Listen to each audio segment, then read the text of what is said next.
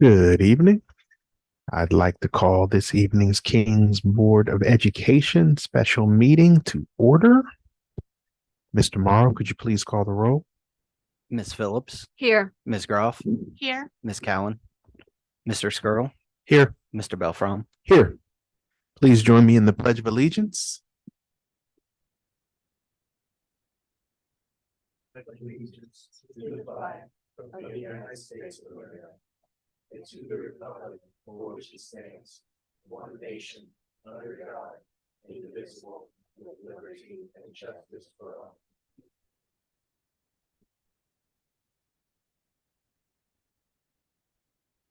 May I have a motion to approve this evening's agenda?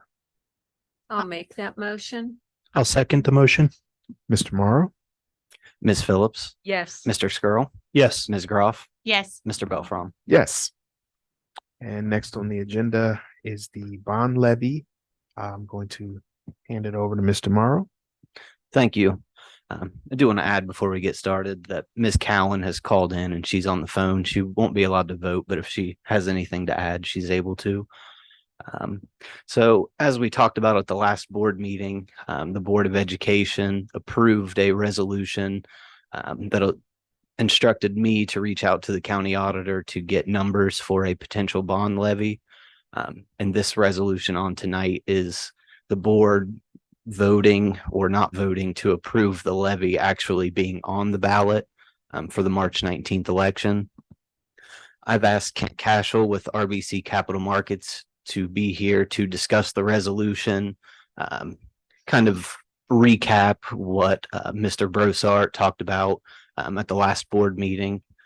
So I'll turn it over to him. Kent, if you could introduce yourself and talk about your role and RBC's role in the process. Sure. And with RBC, it's good to see some people again. Believe I've worked with King probably 20 years, so it's nice to be back. Never knew more than my life. So I am the underwriter, and that's what RBC represents as part of your financing teams. You've heard from your municipal advisor, which is Andy Brossart with Bradley Payne. You also have bond counsel, which is your bond lawyer, which is Brenda Weimer, actually is a Kings resident, lives here in Kings, with Dinsmore, and underwrite, and RBC Capital Markets is underwriter. Together, that forms the financing team if we're fortunate enough to be successful on the ballot in March. What we do literally as underwriters work with the members of that team on all of the preparation for the sale of the bonds, credit rating work, preparation of an official statement, which is like a prospectus if you were offering stock, you know what that is. All of that work takes months and months, and then we sell the bonds in a couple hours. And the underwriter is the one who actually brings those bonds to market with Kings, stands in the marketplace with you and arranges that financing. So that's our role as part of your team. Mike asked me to talk a little bit about, he's got a little graphic up here about this dynamic. And this is extremely common today in Ohio, because many districts find themselves in exactly the same situation as Kings, which is you have existing debt that is very close to being paid off as you contemplate additional debt coming on. The first thing I want to say about this is the left side of that picture is exactly how the county auditor must compute the millage for the ballot and the estimated cost per homeowner per 100,000 home for the ballot. And that is defined in the Ohio Revised Code. So that is unequivocally correct, and that is unequivocally done according to the code. And there's nothing that we can do to change that. That's what appears on the ballot. We can't make the ballot say something different. But what we know is that the right side of the equation of that page is how this is going to manifest itself actually. Because while the county auditor has to compute that millage according to the code and they get the number on the left, when we actually structure the repayments of this new debt issue over 38 years, we have the ability under the revised code to structure those payments smaller in the first few years while the existing debt is being paid off, and larger in the later years, so that the actual increase on your current residence is much less. And that's what every district in this situation is trying to do and does. I'm working with 2 school districts that just passed in November, exact same situation. One of the most prominent one was Worthington City Schools in North Columbus, where they were on the ballot for a bond issue that, I don't know, it was on the ballot 2 or 3 mills, but it only had to go up 1 mill. And interestingly, in that case, the county auditor actually put language on their website saying, even though it says this on the ballot, the impact's only going to be 1 mill. Now, I don't expect county auditors to do that. That was above and beyond, I think. But the county auditor was trying to be honest and say this is only going to be a 1 mill tax increase. So I don't want you to think it's not. So that was very interesting. I provided that language to Mike. He has it, could share it if you want. I thought that was last November. Very interesting. But I think while that is above and beyond from a county auditor perspective, I think our county auditor here understands this plan and will understand exactly why we're able to limit the tax increase here to 3.5 mils instead of the 5.971. So I just want to explain that and answer any questions you have them, because somebody may say, who's right? The answer is both. Absolutely, unequivocally, 5.971 is how it has to appear on the ballot. But also, we have the ability to actually make the tax increase be 3.5. So they're both correct for their corrective, for their objectives that they have to meet. The county auditor has no other just way to do it, has to do it that way. But I think it's also right to say that in reality, the manifestation of the tax increase will be the right side and not the left. That is honestly how this will impact your residents. And I have had people say to me, well, okay, so you're making the tax increase as small as possible on current residents, and that's going to, you know, make payments larger later on. And yes, we're doing a 38-year bond issue, but this is public finance. This isn't private finance. Private finance, if it was me, I'm the single beneficiary and I'm the single payer. I'd love to not have any debt at all. Well, I can't, but I would like to. With public finance, we want the people who utilize an asset to pay for the asset. That's why we pay for it over a period of time. And by keeping the tax increase as small as possible on our current residents, we ensure that somebody who moves in 10 years from now pays their fair share of the cost of this building, which they are going to utilize or benefit from in some way. So that's all I would like to say, and maybe answer questions about it. But I wanted you to know that this is very, very common. Not every district finds itself in this position where they have old debt that's being paid off, but a lot do. Does that change our rating any at all? Because we're being more fiscally responsible? Well, paying off debt is a good thing from a credit rating perspective, but you're going to be adding debt on at the same time. In fact, you're going to be adding on more than you're paying off. The reality is the credit rating is based on 4 major factors, one of which is the demographics, income levels, housing levels, things like that, that you don't directly control, but are related to the quality of the school system. The second major factor is your internal finances, 5-year forecast, audit, things like that. You do control those. Third factor is management, which is a subjective, not an objective. That's why we go talk to the rating agencies. And the last area is overall debt burden, which you're hitting on. The rating agencies actually bring into that debt burden a portion of the unfunded liability of the pension systems, which is really not fair in a sense, in my opinion, my professional opinion. You didn't cause that problem. You're required to pay, what is it, 14%? I forget. Yeah. And so putting a portion of that on each locality is I don't think it's fair, but that's part of what they do in order to be consistent across the nation in their ratings, because not everybody has state systems. Some have their own. So all that goes together into your credit rating. I know this is a long answer, but paying off debt's good. Adding debt is bad, right? So those probably offset each other, and all of these other factors go in. But the rating agencies are monitoring you continuously because you still have existing debt outstanding. And it hasn't been that long since you've gotten a report from them saying we're affirming your credit rating.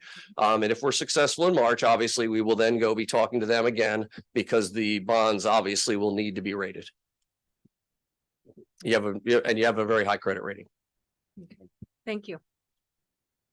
And that helps with the selling of the bonds. Higher the credit rating, the lower interest rate you pay, lower taxes. It's all related, and literally everything we do is to get the lowest interest cost on the bond issue. All parties involved. That's that's our objective through trying to get the credit as high as possible. And there are various ways to do that.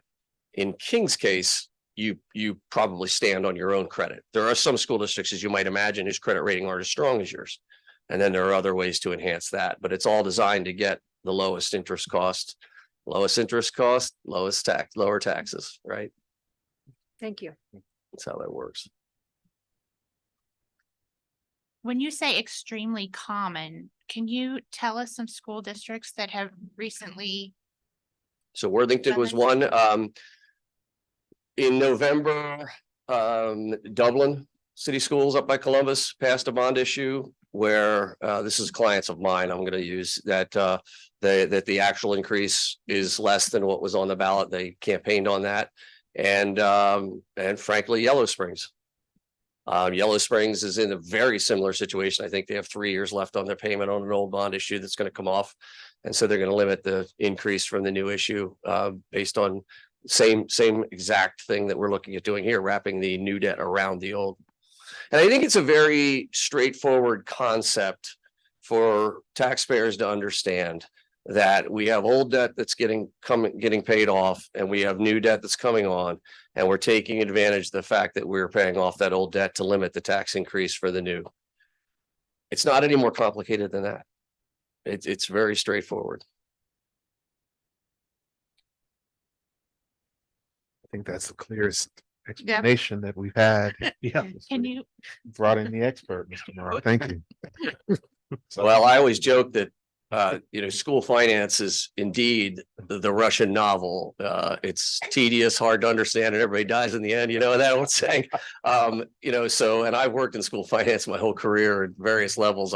Some people know I was the chief operating officer at Cincinnati Public before I started doing this. So I've been doing it a long time, and sometimes there's a need to get really into the weeds and difficult, but usually it's not necessary. And in this case, it's clearly not. This is very straightforward. You have a few more years left on your old issue. It's going to be paid off. We're going to wrap the new debt around it. do you have any questions, Doug? Not at this time. Do we have any more questions? All right. Thanks. It's good to see everybody again. Thank you. Thank you. Skin.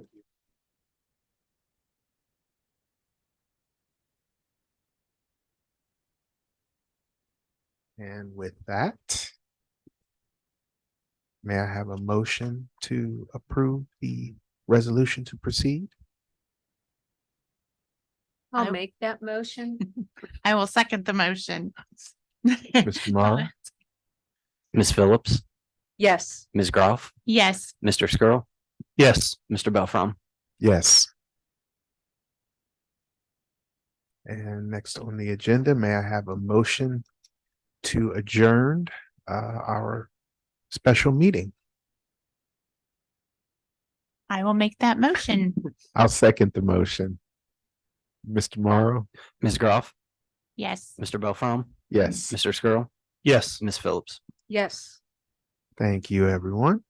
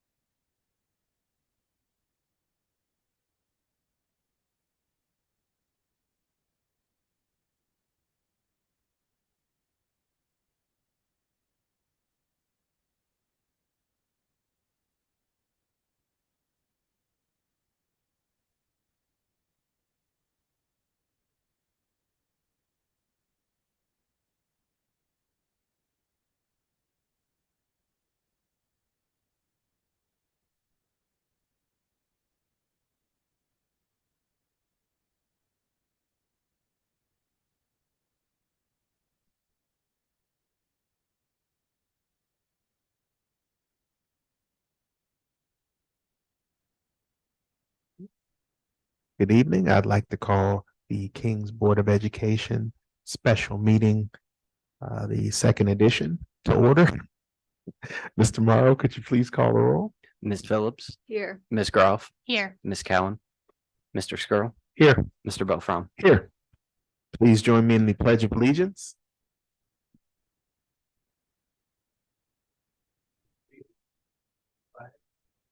States of America, to the republic for which it stands, one nation, under God, indivisible, with liberty and justice for all.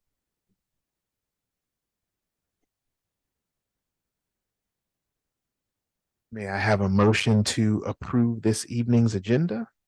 I'll make that motion. I'll second the motion. Mr. Morrow? Mr. Skrull, Yes. Ms. Groff, Yes. Ms. Phillips, Yes. Mr. Belfron. Yes. On our agenda tonight is executive session. We'll be entering into executive session to conference with the board's attorney to discuss matters which are the subject of pending or imminent court action. May I have a motion to enter into executive session? I'll make that motion. I'll second the motion. Mr. Morrow? Ms. Groff, Yes. Mr. Belfron, Yes. Mr. Skrull. Yes. Ms. Phillips. Yes. Right, we'll be entering executive session and there'll be no further business conducted upon which we'll adjourn after exiting executive session. Thank you.